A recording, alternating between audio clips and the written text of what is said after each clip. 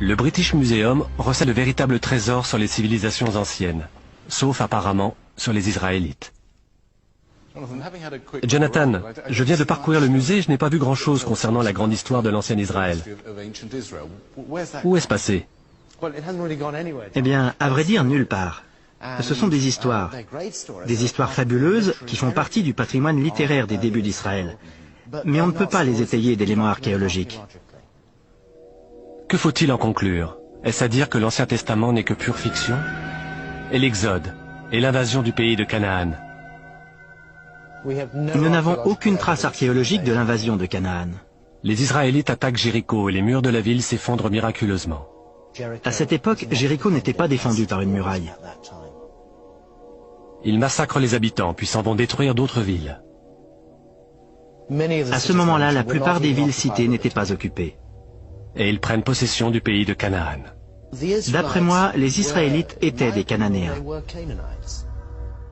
Pour retrouver des traces de Josué, il faut donc examiner les vestiges du XIIIe ou du XIIe siècle avant notre ère. Le problème, c'est que Hamden Taha n'en trouve pas le moindre. Nous nous trouvons sur une structure d'adobe datant d'environ 1600 avant Jésus-Christ.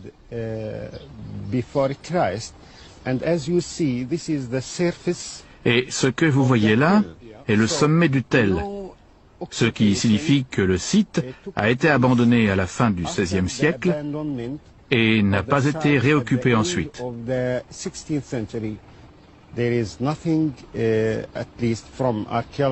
Rien n'indique, du moins du point de vue archéologique, que le site était habité à l'arrivée de Josué, contrairement à ce que dit la Bible.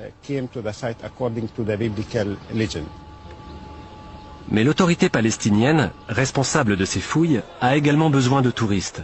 Aussi, on ne dit pas trop fort qu'ici aucun miracle n'a eu lieu. C'est merveilleux. Je suis venu d'Australie et me voilà sur le site de la Jéricho de l'Ancien Testament. C'est incroyable. Regardez de l'autre côté du Jourdain, imaginez les enfants d'Israël traverser le fleuve et marcher autour de la ville. C'est très plaisant pour l'âme. Est-ce qu'on visualise facilement la scène quand on connaît bien les textes? On imagine la multitude traversant le fleuve? Je les imagine bien, oui. Se tenir comme ça sur l'autel, c'est incroyable. Se dire que ça s'est vraiment produit.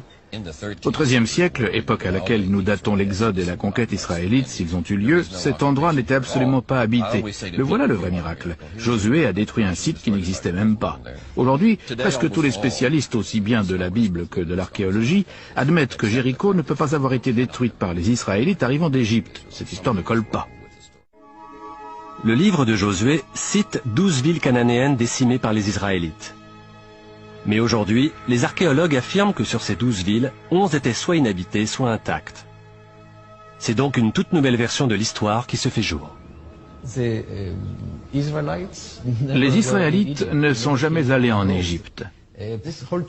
Ce n'est pas une réalité historique. C'est une légende, une reconstitution réalisée aux alentours du 7e siècle d'une histoire qui n'a jamais eu lieu. Mais lorsqu'un journal national publie un article où Zev déclare que les Israélites ne sont pas venus d'Égypte, de nombreux Israéliens dépourvus de convictions religieuses s'alarment. C'est ce que lui a dit un membre du gouvernement. Il m'a dit qu'après avoir lu l'article, où j'affirmais que l'Exode n'avait pas eu lieu et que nous n'étions pas venus d'Égypte, il n'avait pas pu dormir pendant 3 jours. Et pourtant, c'est un laïc qui occupe des fonctions importantes au ministère de l'Éducation. Tout de même, quelque chose ne va pas dans l'histoire de la Bible. Voilà que je découvre qu'à l'époque où les Israélites auraient fui l'Égypte pour entrer en Canaan, le pays était dirigé par Pharaon. Ce n'est pas ce que dit la Bible. Nous voici à Aphek, un camp militaire à proximité de Tel Aviv. À l'époque de l'Exode, au XIIIe siècle avant notre ère, cet endroit était une garnison égyptienne. Les Égyptiens ne sont pas du tout mentionnés dans l'histoire, et c'est l'un des meilleurs indices indiquant qu'elle ne décrit pas la réalité du XIIIe siècle. Car s'il existait un élément important en Canaan au XIIIe siècle, à l'époque du grand Ramsès II, c'était bien l'administration égyptienne du territoire. Cet édifice était le quartier général égyptien. Du 15e au 12e siècle avant Jésus-Christ, pendant 3 siècles donc, l'Égypte a régné sur Canaan. Canaan était une province d'Égypte avec des administrateurs égyptiens sur place, en poste à différents endroits, dont ici. Donc, quitter l'Égypte n'aurait servi à rien. Aucun élément ne prouve que Josué ait conquis ce pays. Mais après tout, il n'existe pas non plus de preuve que Guillaume le Conquérant ait conquis l'Angleterre en 1066.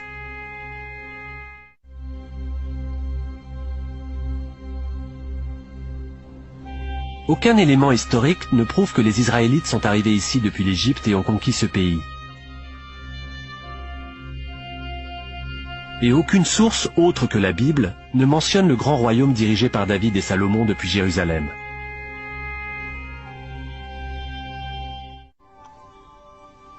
Une enquête qui mène à des découvertes archéologiques des plus mystérieuses. Certains spécialistes soutiennent que l'histoire des débuts d'Israël est un conte, ce qui signifierait que cette grande structure pourrait appartenir au monde du mythe et non à la réalité. Mais j'y viendrai plus tard.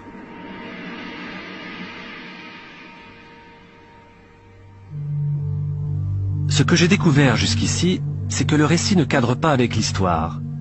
Pas de chute de mur à Jéricho au XIIIe siècle avant Jésus-Christ, l'époque de Josué. La ville avait été détruite et abandonnée des siècles auparavant. La seule ville qui semble bien avoir été détruite comme le raconte la Bible, c'est Hatzor. Et ils frappèrent par le tranchant de l'épée toutes les âmes qui s'y trouvaient, les détruisant entièrement. Il n'y resta rien de ce qui respirait. Et Josué brûla Hatzor par le feu. Les vestiges archéologiques attestent de l'incendie. Mais ce que la Bible ne dit pas, c'est qu'à cette époque, Canaan était sous domination égyptienne. Et d'après les archives égyptiennes, Hatzor a été attaqué par le pharaon Séti Ier.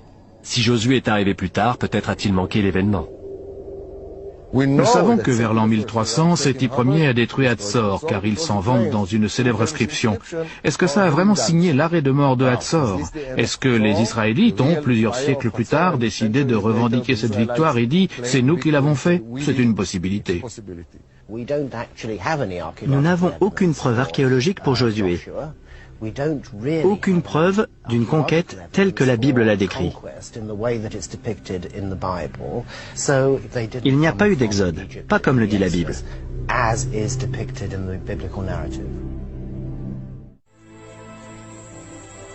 The evidence we've found